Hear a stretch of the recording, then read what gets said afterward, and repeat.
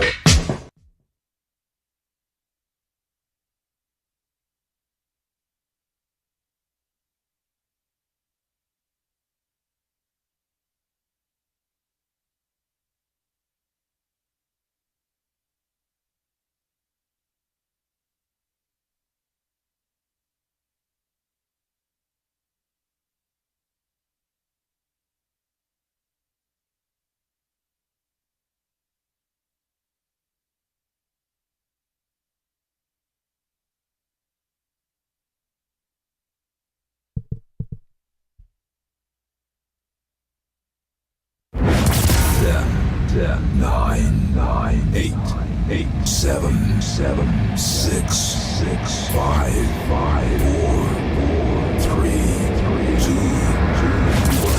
1. All systems go. You're listening to Sudbury News Talk I want to show you something. Stand by. on the morning shift. anything Could happen. Sudbury News Talk on the morning shift.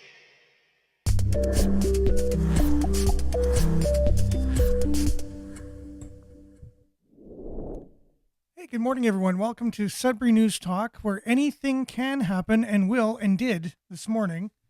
One little glitch on one program, on one device, which never has happened ever before, just happens this morning, just because everything was lined up and ready to go. And even though it was a hectic beginning to the show, getting here on time and doing my thing, everything was working out. But one program on one device just happened to have one feature that just had to have a small glitch and just put us back a little bit, making us come on just a little bit late and making the beginning of the show just a little bit glitchy, just for the heck of it. But hey, we rolled the punches here. We continue to go on regardless of technology and what it's doing and all that stuff. So welcome. This is February the 12th, 2024. It is Monday, beginning of a work week. Hopefully everyone's having a so far so good beginning to the week. Obviously we're having a glitchy start, so you never know. Anything can happen, as it says at the beginning of the show, and it's true. Anything can happen and will happen. And it looks like I got an old show up here. I don't need an old show. I need current show. I need live. To be able to see that there's already 13 of us on, 14 and counting. So thanks for being with us, everyone. We're live on CKLU 96.7 FM, cklu.ca. Click on the Radio Player Canada app. You can stream us. You can also download the same Radio Player Canada app. Take us with you and listen to us anywhere, anytime on your favorite device. Also streaming live, facebook.com/cybernews, youtube.com/cybernews. Make sure to like, share, subscribe, follow.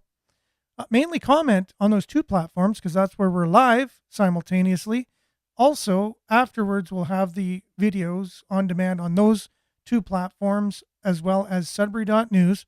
You go to the main page and you go to Sudbury News Talk, click on that, and you'll see the shows. And then we have all the shows on demand there as well as on Twitter or X, however you want to say it.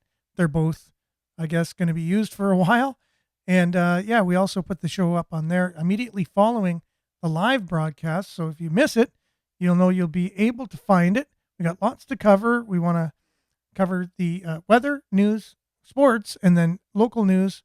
A little bit of a deep dive into our media, as Bell has just announced, or they're going to be cutting 4,800 or so jobs, which a large part of those are journalists. But we thought, hey, the government's giving billions of dollars in incentives to Bell, who owns CTV, and money to pay for journalists. But they took the money and they ran, just like the song goes. Come on, take the money and run. And that's exactly what Bell did. And we'll be back to talk about that much more after local weather, sports, local news headlines, your comments, and we'll dive into that. So stay with us. It's going to be a great show. We'll be back right after this.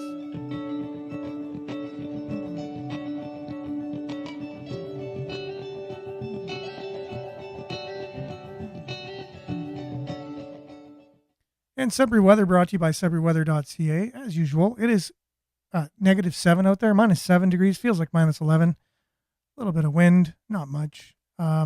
Today, we can expect it to be cloudy, 30% chance of showers. Sorry, not showers, flurries. We had some showers recently, but 30% chance of flurries. Fog patches dissipating this morning. And yes, there were fog patches. I can definitely corroborate that on the ride to work this morning. The wind chill will feel like -10 this morning, -3 this afternoon. Thank you, Environment Canada, for including the wind chill in the afternoon. Not always doing it. So tonight, periods of snow amount 2 to 4 centimeters. Low of -6, wind chill -5 in the evening and -10 overnight. Tuesday, which is tomorrow, periods of snow ending in the morning. And then cloudy with a 40% chance of flurries. Temperature steady near -7. The wind chill near -10 in the morning and -15 in the afternoon. The long range or 6-day forecast. Tuesday, as we said, -7, 40% chance of flurries. Sunny on Wednesday, -6. 40% chance of flurries again on Thursday, -4, -9 Friday, 40% chance of flurries. Cloudy, -8 on Saturday, -7 and cloudy on Sunday. A look at your satellite, lots of clouds. And that's your Sudbury weather brought to you by SudburyWeather.ca. We'll be back with a little bit of a sports. How the Sudbury Wolves, a little bit of a sports report, how the Sudbury Wolves did this weekend, and the Sudbury 5. And we'll be back right after this.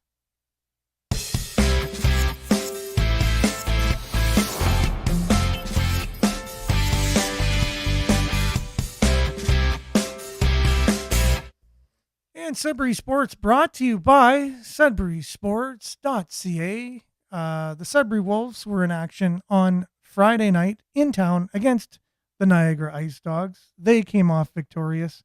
They beat the Ice Dogs by a score of 6-1. And then following that, they were on the road in Mississauga. Interesting game yesterday. Interesting game. The Wolves were up, 4-0 in the first period. And then it was 4-2. Then it was 5-2. The first period ended at 5-2 with the Wolves up 4-0, I believe, right off the bat. Mississauga comes back to tie the game. At 7, they had to go to overtime. Luckily, Sudbury Wolves came off victorious with the overtime goal and win, beating the Mississauga Ice Dogs. Mississauga Ice Dogs. They defeated the Niagara Ice Dogs on Friday, Mississauga Steelheads on Sunday, 8-7. So they are 3 points ahead of North Bay for the lead of the Eastern Conference. Anyways, they'll be back in action in the Sioux this Wednesday. Again, another tough customer there. And then Saginaw in town. So they're going to be on the road on Wednesday. Then they're coming back here for Friday for one game over the weekend. Then they're heading back on the road for Sunday to be facing off against Kitchener Rangers on Sunday. So that's their week. The Sioux on Wednesday, on the road. Saginaw in town, Sudbury Arena, and then back on the road, Kitchener on on Sunday. The Sudbury 5, unfortunately, lost their last game against the London Lightning here in town. They don't have that on their website. I put up the score on my Facebook, and then it said it wasn't available after, so I don't know if they want it to get out there that they lost the game. I don't know. They just don't have it on their Facebook. They took off the score, and then it came off my Facebook feed. It's not on their website, but the score is 141-126. So they got it handed to them, unfortunately, and that is I didn't change the upper third here. The Sudbury 5 we're talking about. So they lost 141 to 126 against London Lightning in town. They will be playing again this Tuesday, facing off against the London Lightning again, but in London. So go 5 go. Hopefully they can pull off a W in a rematch against the Lightning. And then they are off to Windsor on Thursday, February 15th, the day after Valentine's Day. Well, it looks like Windsor's in town. If I'm looking at the way they're putting the scores here, it's not that easy to tell where they are playing. So it is what it is. I'm trying to navigate here, but it looks like they're in town on Thursday. So against Windsor. Tuesday against the Lightning in London, and then in town against Windsor here on Thursday. Sudbury Sports brought to you by SudburySports.ca. Back with a little bit of local news headlines, your comments, and a deep dive into journalism. And it's so funded that they're laying off 4,800 people at Bell. We'll be back to talk about that and much more right after this.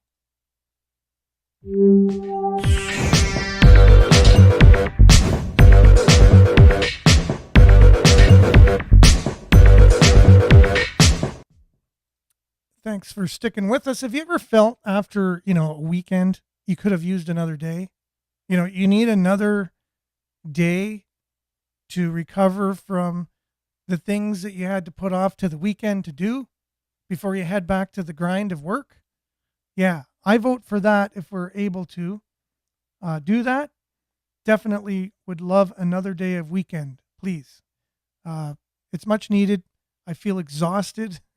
I wake up this morning ready for the new week, exhausted, ready to go. Anyways, I don't know how you guys feel. Judy, first to the Facebook party this morning. Good morning. And Vin, hopefully you guys aren't as exhausted as I feel this morning. Debbie, good morning. Smiley emoji. Maurice, same thing. Much appreciated. Good morning, guys. Belinda, positive statement of the day. Good morning. What we dwell on is who we become. Try to keep positive and keep moving forward. Always a good positive statement. And yes, a friend of mine shared something on his Facebook yesterday. It said something like, you have $10,000 in the bank. And you realize that one person stole $2 from you out of your bank account. Would you spend it was a certain amount of 10,000 whatever dollars, but it was the amount of minutes in the day, or minutes in a week, or minutes in a year. I don't know what it was, but the amount of minutes equated to dollars. If someone stole $2 from you, would you spend the rest of your money fighting to get the $2 back, like spending on lawyers and court fees and all your time and taking time off work to get the $2 back? Or would you just say, okay, well, lesson learned, move on, keep your money in the bank? Well, it said that's the same thing with minutes in the day. You only have so many minutes. And if you concentrate on those things that are bothering you, or people that are doing things to you, and that's all you concentrate on, you're trying to get them back and you're trying to whatever, then you're using up all your time. So why don't you just move on, like Belinda's saying, keep positive, move forward, don't dwell on those kinds of things. So I really appreciate that. And also the idea of that whole thing, because it's true. You carry a weight around with you if you just concentrate on people and things that are negative in your life. Dennis, good morning from London. And good morning, Leon. The only difference between Liberals, NDP, and thieves is that thieves don't pretend they're helping you. Oh, that's so true. That is so true. In any politician, though, like even if you don't say Liberals or NDP or anybody doing that. But yeah, that's the whole idea that I see anyways in our current governments, is that they are always saying it's for your good. It's for your good. And it's definitely not. Marianne, good morning from Barrie. Liked and shared as usual. Thank you so much. And coming in from YouTube, Canada has a lot to hide if they're firing that many news people. For sure. And again, right? So Justin Trudeau can't say he's firing them. He was paying them off. So that way they would keep their jobs, apparently, is what it looks like. But we'll have more on that and breaking it down a little bit to what it actually means. Why are we firing 4,800 journalists in Canada just from one company, just from one organization? There's more. Like, I got into the most, what a career path to choose for myself with school and things to want to get into media. It's like running into a burning house saying, wow, I could probably get a good deal on this thing. You know, it's wow. It's a definite industry that's in collapse, and there's a reason for it, right? Because we see they are the gatekeepers. They're the watchers. They are the people who are supposed to hold governments accountable. But if the government is too powerful and doesn't want to be held accountable, then there's no reason for journalism, right? We'll talk more about that later. Good morning, everyone from Collingwood. That's Liette. Good morning, Liette. Belinda, Trudeau is upset that he can't control the media with cutbacks at Bell. Yeah, I don't know. I don't know if he's worried. I don't know if the guy worries. I don't think he does. I think he's beyond that. But anyways, yeah, I could see your point. Vin, would be interesting to open the books of these media organizations to find how much Bill C-18 has helped them. Similar results to safe consumption sites results, possibly? Yeah, how much has Bill C-18 helped media in general with Canadian content, getting money from Google? You know, like it's all for our good, right? It's all to help bolster up Canadian content. Doesn't look like it's bolstering too much with 4,800 jobs from one organization gone in one stroke of the pen or delete button on a computer. Dennis, London Lightning, go. Yes. Liette, the extinction of the lying legacy media cannot come soon enough. I just wish it would have learned and developed some kind of, I don't know, integrity or something instead of having to be demolished. You know what I mean? And then, I don't know, because what's there in the meantime? Yes, focusing on negativity robs you of a living. That's Belinda. So let's see here. Naomi, good morning. Thanks for being with us. Life is too short. Takes so much energy to be angry or hate someone. Live your life the best you can and quit voting for people like Trudeau. Oh, you guys are interesting how you're able to kind of take all these themes that we're talking about and roll them all up into one. You're definitely brilliant. So thank you very much. Monique, good day, fellow Canadians. Heart emoji. And then Belinda, we truly appreciate good, honest journalism. That's the way it should be.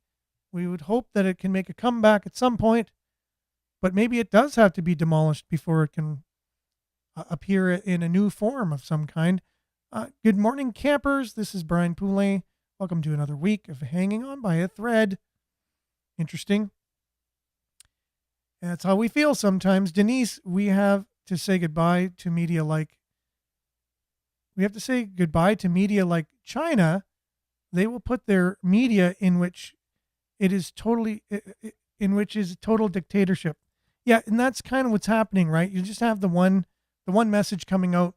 It's no matter how many media outlets or brands or logos or what, and that's kind of like we got now. So it actually becomes redundant, and there's no use for it. So there's no use to pay these reporters because the news just comes from Canadian press anyways. They all just get their news from that one source, pretty much. But do you know what the real terrible thing is? The local coverage, because the local coverage a lot of times isn't about spin and propaganda and federal government's really telling you what to do. Although they do cover things like that.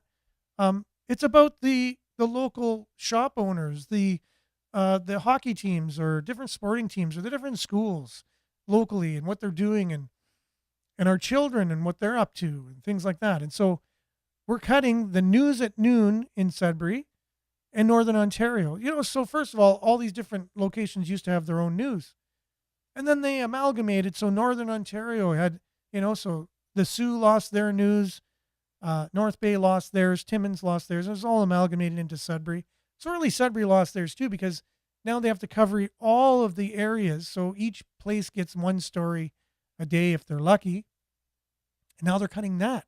They're cutting the news at noon and the weekend news. So they're only going to get pretty much one broadcast, and it's probably going to be rebroadcast at 11. Right? So only news during the week and only two news shows. They're cutting W5 apparently as well. Like W5, that's one of the last kind of bulldog news reporting shows where they get in there and they really get to the bottom of things. Now they don't really cover everything, but at least they cover some things, and you never know, they might stumble upon things too at the same time and actually get real hard evidence of things that make change in our federal government, like catch them doing things they're not supposed to be doing. But now there's no chance of that. It's gone. No more W5, according to my wife who read that and told me. I haven't verified it yet, but I'll trust her, Debbie. But that's right. The Moose, like episode, the Moose, like Espanola, is coast to coast dictating.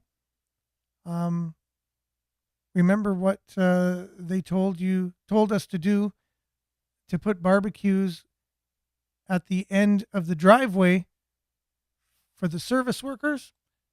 Interesting, yeah. So again, even our local news and that, there are like conglomerates that own all of that, right? So they are influenced. There's no doubt about it. Heard an interesting story. Thanks. I think it's Jesse here. No food, no life on ODSP. So ODSP, they're talking about raising it, and it would cost too much money to bring it above the poverty line. I think it would cost $12 billion. But yet we can send billions and billions and billions of dollars to Ukraine, but we're not able to take care of our own people and keep them above the poverty line in Canada. Very sad. So I feel for you in that regard. We've had news at noon here, and it's been about 15 years. Oh, we have not had news at noon here. It's been about 15 years. That's Marianne from Barrie. Interesting. To be positive is fine, but not change reality. The reality that life as we knew it is drifting away quickly and will not be a pleasant reality. No, reality is going to get interesting. Guys, we all know that coming up here.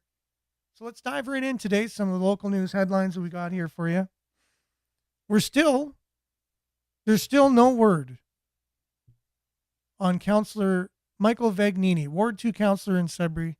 No word on his whereabouts.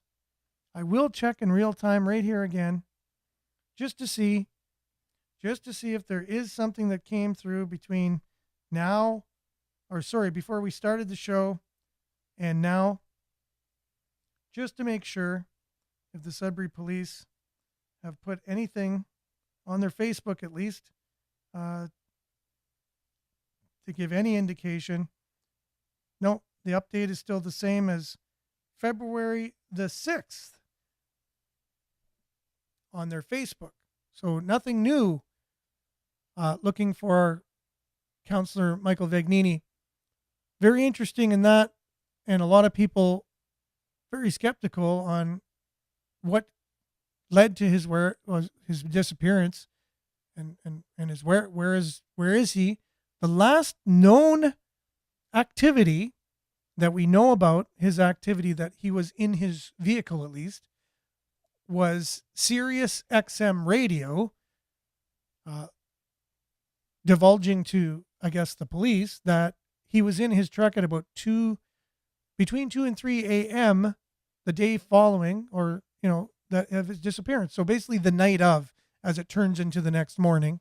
That was the last time he was listening to in his truck to satellite radio, or at least that satellite radio was being used in his truck. And so that's kind of worrisome to me that that's the case, because it doesn't give me much hope at all.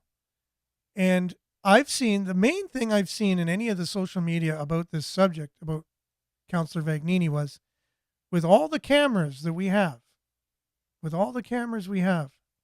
in cities, like Sault Ste. Marie was telling me, there's a reader that reads your license plate when you come in the city and out of the city. I didn't know that.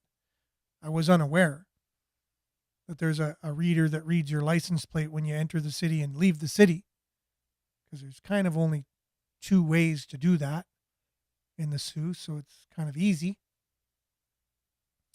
But still, so with all this technology, it's just interesting that even if you tried to get away, I would think I would have a hard time disappearing. But we are definitely still hoping. I know hope seems fleeting at this point. It's over 2 weeks now that he's been missing. 2 days, over 2 weeks. And no word whatsoever. And I don't know, someone that high profile going missing. There are other people missing too, and so we're hearing in social media also why such a big deal made about him when there's people go missing every day. Well, I do see on social media, especially the Sudbury police, if someone's missing, they post that. So at the same time, though, because somebody is involved, say something like city council, it's normal. It's normal for people to kind of make more of a deal about someone like that. Like if Prime Minister Justin Trudeau went missing, he'd get a little more press than Councillor Vagnini would. And I'd say, well, why does Trudeau get more press than Vagnini? Isn't he just as important? Well, yeah, but at the same time, it's kind of normal that would happen because he's the Prime Minister of a country, right? And so not to say that anyone else going missing, that anyone, feels as disheartened by it just as much, but it's going to get more coverage because of the higher the profile. But at the same time, what coverage is there? Zilch, because no one knows anything. No one has a clue where he is. So I guess that's all we have on that. The mild weather is obviously a story here that, snowmobilers won't be able to snowmobile as much this winter as normally would be able to. And so midwinter, a disappointment for northeastern Ontario snowmobilers. CBC did a story on that. It's found on our Sudbury.news Facebook or Sudbury.news website, which is a news aggregator, which all the local news is aggregated into one convenient location. Now, one unfortunate thing will be if all of the journalists are laid off eventually, it looks like that's where it's heading. It wouldn't matter if we had an aggregator or not. There'd be no news to aggregate. Again, there'd just be the one news source, which would be probably fine by a lot of the government officials, I would think.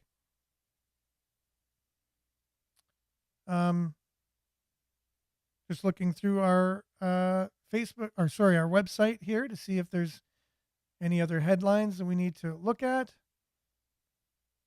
Federal government signs $3.1 billion health accord deal with Ontario. Ontario will spend $3.1 billion in federal health care funding on increased access to family doctors, reducing backlogs, and adding more healthcare workers. The Premier and the Prime Minister announced on Friday as they formalized a decade-long health accord. Good luck with that one. That's all I'm going to say. I really don't have much hope for our healthcare system. The more money you throw at it, I really don't think it's going to make any difference. It's in the management. It's in the structure. It's systemically bleeding and broken. And it doesn't matter how much money. If you don't run something efficiently, the money will just bleed out and drain out. And it won't matter much at all. That's just my opinion, which I have an opinion, right? And everyone else has an opinion too. Maybe you feel $3.1 billion over a few years is going to fix things, and we'll see. We'll see in a few years how much it's fixed, right? Walden Winter Carnival went ahead. Good, honest fun, according to Sudbury.com. They also had the visual for Councillor Michael Vagnini there as well. It's part of his ward in Walden. And so that's why they did that.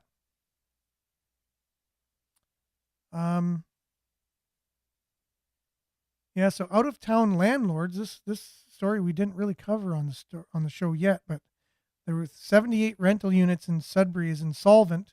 A group of various companies owned by the same small group of people have filed for creditor protection after finding themselves insolvent to creditors in the amount of, get this, $144 million. This is a story from our good friend Tyler at Sudbury.com. So this is a company owned in part by a child star, which I wasn't familiar with him at all. Just trying to see his name here, but as I'm skimming, I don't really see the name. But they have a map of all the properties that they own. They're going into bankruptcy, and they own tons of apartment buildings across Northern Ontario. Like I said, their insolvency is in the amount of $144 million. So Sudbury is the least of the properties they own out of all of Northern Ontario, luckily. See, I think they have more here. So a group of companies with 405 residential properties has filed for creditor protection under the Companies Creditor Arrangement Act, CCAA, process after finding themselves insolvent. From legal documents, it appears rising interest rates and companies overextending themselves were to blame. Obviously, that would happen to companies that had real estate investments with the soaring interest rates. Their 405 residential properties include 51 Greater Sudbury addresses listed in court documents, which also clarify the company's Greater Sudbury properties. That includes 78 units. The companies include a bunch of different names, one of which is Happy Gilmore, the Pink Flamingo. Like, these are just weird names.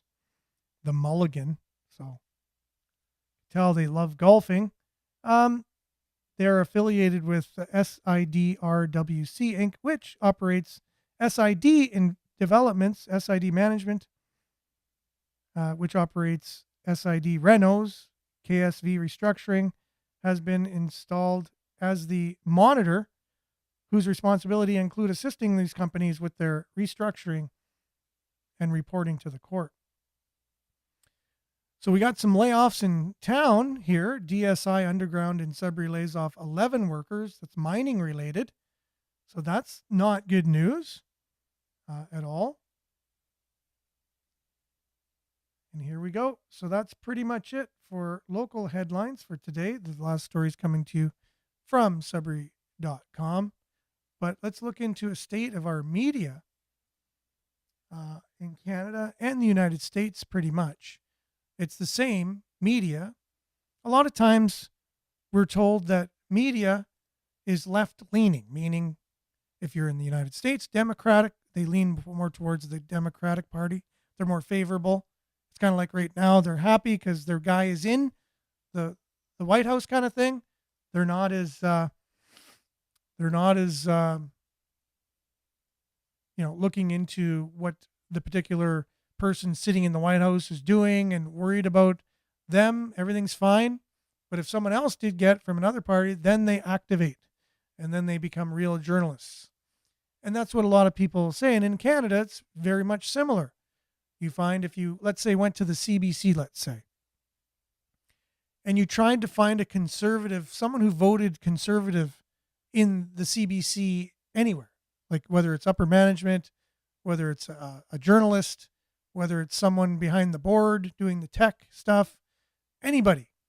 You find one conservative in there, it should be a reality show, because like Survivor or whatever, because I really think it would be almost impossible. So it's the same thing in Canada. They are one way leaning. And you would hope that, at some point, there'd be a turnaround. But at the same time, David Creighton, who is, he's an independent journalist.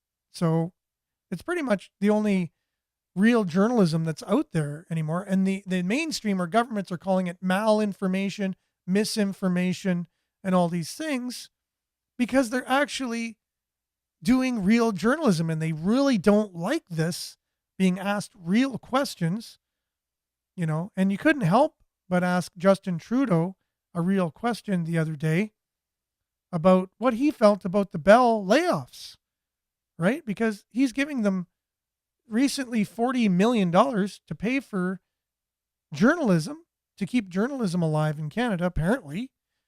And Bell laid them all off. So where's the accountability with this? You give somebody $40 million to help them. It's from our tax dollars. And they just turn around and then lay the people off that you gave them the money to pay for their salaries. Something's up there. There needs to be some kind of accountability. But here's reporters asking Justin Trudeau about how he feels about that. And for what is right and stand with you. Country. Your heritage minister accused Bell Canada of breaking its promise to invest in local news after receiving $40 million in regulatory relief funding. What is your view of that company's layoffs, and what is your commitment to future government support with that company? I'm furious. This is a garbage decision by a corporation that should know better. We've seen over the past years journalistic outlets, radio stations, small community newspapers bought up by corporate entities who then lay off journalists, change the offering, the quality of offering to people. And then when people don't watch as much or engage as much, the corporate entity says, oh, see, they're not profitable anymore. We're going to sell them off. This is the erosion, not just of journalism, of quality local journalism, at a time where people need it more than ever, given misinformation and disinformation, but it's eroding our very democracy. Our abilities to tell stories to each other of how people's lives are, stories that reflect our own communities and not, central offices in our biggest cities, is part of what binds this country together from coast to coast to coast, with incredible diversity of experiences, of geographies. We need those local voices. And we need you to be able to help that continue to happen. And you definitely did not do anything. If anything, you caused this, right? And I don't know, he has this kind of rainbow, lollipop, unicorn world he lives in. Do you see how he said corporations, when they realize they're losing money, they lay people off? So that's the freaking way it works. Corporations need to make profits. That is what it is. You don't understand the way business works, first of all. And you think just corporations, no, they should keep existing even though they're losing money. Is that the way you feel? So, and again, because you don't understand economics, you feel, okay, now we'll just pay you money to keep journalists going because that's makes sense. Why should government have to pay businesses money? Businesses shouldn't need government money. Also, I heard of this cobalt plant in Northern Ontario or whatever. It needs $80 million and it's applying for grants and funding and all these things. And it's got $5 million from the government right now. It needs more. It's like, when in the heck did business have to suck off the teat of government all the time? Like, it's the opposite. Government should move aside, support business, and then private investment, if it's going to make a profit, that's what drives. When there's a need, there's someone who steps up with the solution to the need or the problem. And that's pretty much basically how business works When government gets in there and starts trying to over-regulate, then they're needed now because a business cannot function because of over-regulation and legislation. And then they need the government to be able to support them financially. And now you don't have business anymore. You don't have a free market. You don't have an actual vibrant market anymore where the government gets too involved.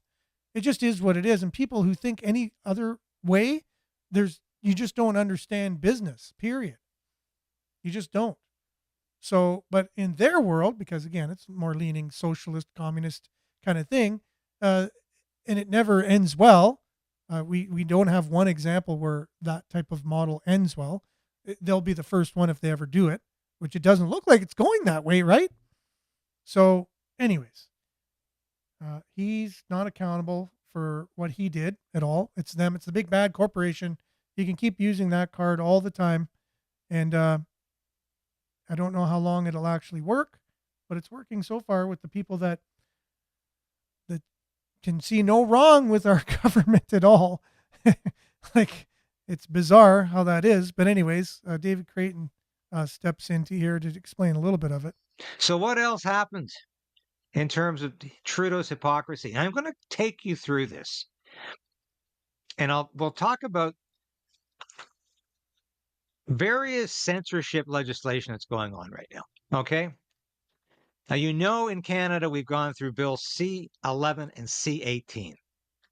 C-11 was all about Canadian content. Totally ridiculous, because we got lots of Canadian content on the internet, on cable news, cable entertainment, and on social media. This is Canadian content. 90% of the material I do here on Creighton's Right, here on Stand on Guard, is Canadian first. I often talk about the US, sometimes Europe, but mostly this is Canadian politics. So it's Canadian content. So C-11 was unnecessary. C-18 was all about extorting money from social media agencies to give to the media. Now, Google has agreed to do that. Meta still isn't doing that because they don't think they should be paying for this content, when by putting it up on Facebook and Instagram, they are quadrupling, sometimes tenfolding the amount of people who are seeing this material. So it's really a moot point. We know the online safety bill is the third part of Trudeau's censorship, is yet to be named. It's going to be called the online safety bill, but the bill has yet to be given a numerical designation. I'm predicting that's coming in the spring. Trudeau is very enthused about doing this. It's already passed in the Great Britain as the online safety bill. And now it's the Online Safety Act. Australia has the Online Safety Act. These are dangerous provisions that the government can use to eliminate any news or information they don't agree with, because these bills, these laws, this legislation says we're banning disinformation, misinformation, and malinformation without even bothering to define what that is. So this is dangerous. Now, what else has Trudeau done in terms of trying to control the media in this country? Well, it's very, very well known that he has subsidized the mainstream media, the legacy media. So we have the state media, CBC, getting $1.3 billion annually of taxpayer money. And they're still cutting positions, and they're still getting paid advertising on the television side of CBC. You turn the television on, watch CBC, there's still lots of advertising going on there, isn't there? And they're getting paid for it. So they've got huge subsidy coming from the taxpayer that is also supplemented by advertising. And they're giving bonuses away to their executives as well, as they're totally, losing money, not able to run their own organization. They're laying off 600 people. So 4,800 people from Bell, which is a corporation, for-profit corporation, but CBC's laying off 600. What was Justin Trudeau saying about that? CBC isn't a big money-making corporation, but they're laying off people too. So it's not the big, bad, profit-seeking corporation to blame. It's journalism itself. There's an attack on journalism. Why?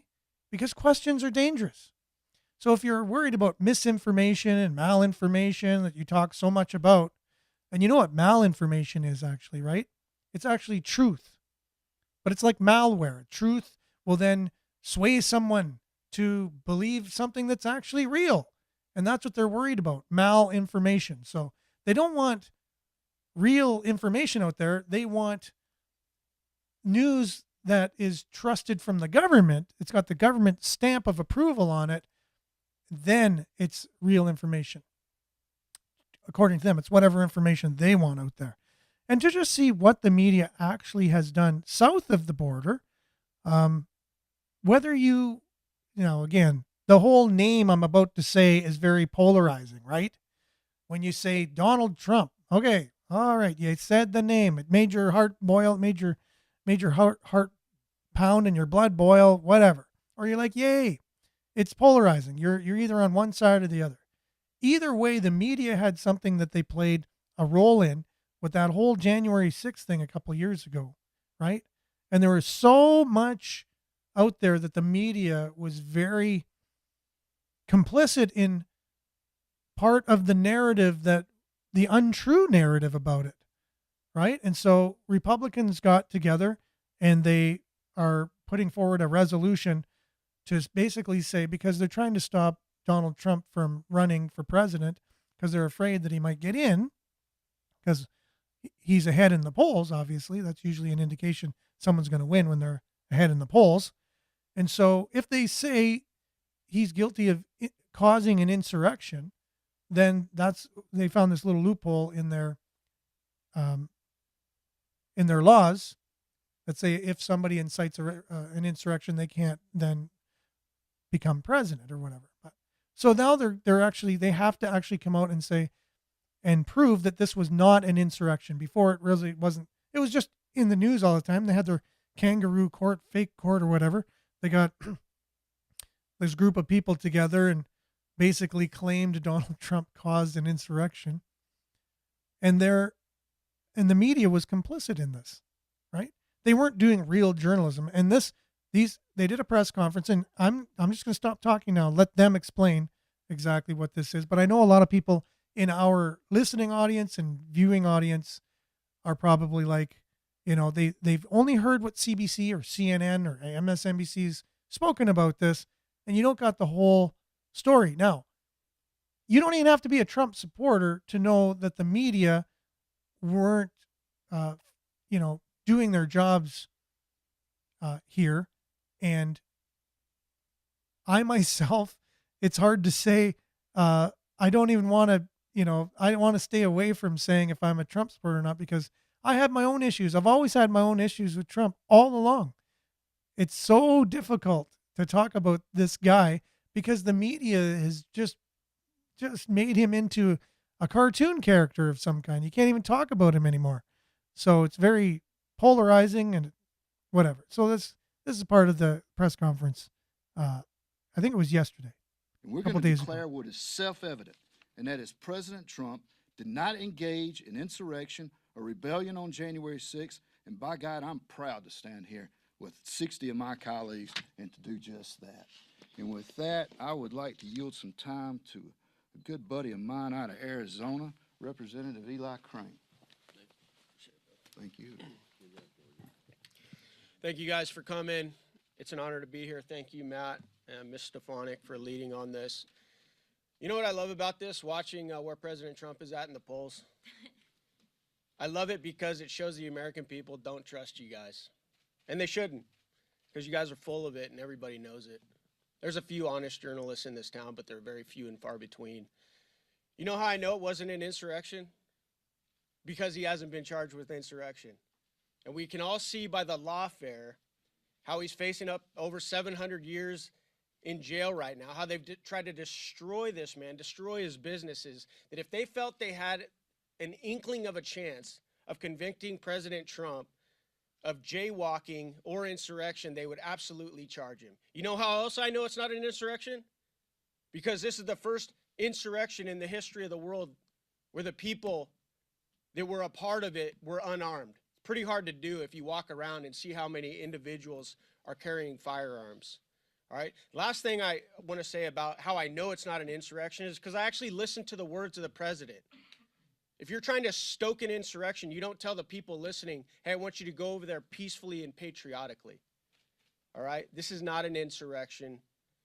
What it is a party that's scared to death of this man because he's America first, and he's shown time and time again he's willing to bust up the swamp, and he continues to beat you like a drum. That's what this is really about.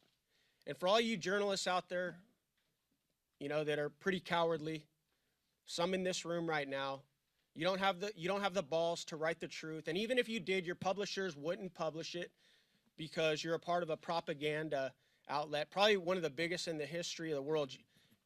If you had any courage, I want you to ask some questions about that day, January 6th, that we keep talking about. Why has the pipe bomber not been caught yet? Huh? Why has the pipe bomber not been caught? The one individual that could have committed multiple mass casualties has not been caught yet. Go follow some of Beatty's reporting over at Revolver News. He's got some evidence for you guys. What's going on up here with January 6th is there's a pretty big cover-up actually going on up here in Capitol Hill about some of the involvement of our government, and it's quite unsavory. And I want to acknowledge Rep. Massey's work on this lately and others who have been trying to get to the bottom of it.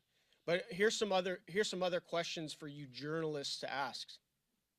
Why did it take so long for Ray Epps to be charged? Go watch videos of Ray Epps on that day and how he was stoking the entire thing and how long it took him to be charged. And yet there were so many people that were brought into the DC jail, and they're still there to this day. So if you guys want to ask some questions, those are some questions. But the bottom line is we all know President Trump did not commit insurrection, and he's probably going to be the president of the United States once again. And so I'm happy to be a part of this resolution. I'm happy to support the president, and I'm happy to call out all you little cowardly liars in the press. Thank you. All right. Well, he wasn't candy coating anything there at all. And I know a lot of people feel the same about journalists in general. And so I don't think a lot of people are grieving the loss of the journalists in Canada. So we have 4,800 or something from Bell. We have 600 from CBC. We'll have to see if those are the two major ones, right? So we'll have to see Global News, and there's other news outlets as well in Canada. But, is the same thing going to happen? Local journalism, what's going to happen to that, The revenue models are changing. The government says they're doing stuff to help. It looks like, please don't help us anymore kind of thing. Your help is killing us. Don't help us anymore, please. Just go away. Let us do our job and let us figure out how we can make money. Thank you. You don't have to make acts that make it almost impossible to actually do the news, first of all. So that would be helpful. So anyways, the main reason for playing that was February 6th, by the way. That press conference. It's the same thing going on in the United States as there is in Canada. The state of our journalism at this point is, you can tell there's a huge attack on it. If you look at Charlie Angus putting that bill forward to make it illegal to say anything positive about the fossil fuel industry or the fact that natural gas could be better for the environment than coal. If you said that, you could be arrested and go to jail. Like that doesn't seem right to me. That is coming into the field now of journalism. So that journalists wouldn't be able to say that, or they'd get arrested in Canada. That's what the NDP, our own Charlie Angus from Northern Ontario, is proposing this. This is what's in their minds. You know what I mean? So I don't know what to say. It's shutting voices down, saying it's illegal to say something. Illegal to say something is not good. That's all I got to say. If it's illegal to say one thing, then where does that stop? It's illegal to, what if it doesn't go along with your ideology? It's now illegal, right? And who's going to stand up to this? Who's going to stand up? Well, just people that want to stand up for truth, I guess, just individually. If enough people do it, if enough people recognize it, that it's against your freedom of speech, it's against your rights, to be making laws against freedoms is not a good state of a country. So you're going backwards, if you ask me, very much backwards. So thanks everyone for joining us today. Our time is far spent, but thanks for spending a little bit of time with us on this Monday, February the 12th, 2024. Really appreciate you. Hopefully we'll be back, God willing, same time, same place tomorrow on CKLU 96.7 FM, Facebook Live, YouTube Live. Make sure to check the shows after if you didn't catch it live. We have it on demand on Sudbury.news and X, formerly Twitter, as well, immediately following the show. So have a safe and happy Monday. Stay tuned now for Earshot Daily on CKLU 96.7 FM, and we'll catch you tomorrow. Ciao.